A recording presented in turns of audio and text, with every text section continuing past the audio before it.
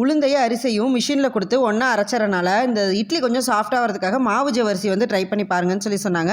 எனக்கு எவ்வளோ அளவுன்னு கூட தெரில. நான் பாட்டுக்கு ஒரு புத்து மதிப்பாக வந்து அரிசி கூட வந்து ஊற வச்சுட்டேன். ஜவ்வரிசி போட்டிருக்கோம் அப்படிங்கிற எந்த ஒரு டிஃப்ரெண்ட்டுமே தெரில. மாவு வந்து நல்லா தான் இருந்தது. இட்லி கொஞ்சம் சாஃப்டாக தான் இருந்தது.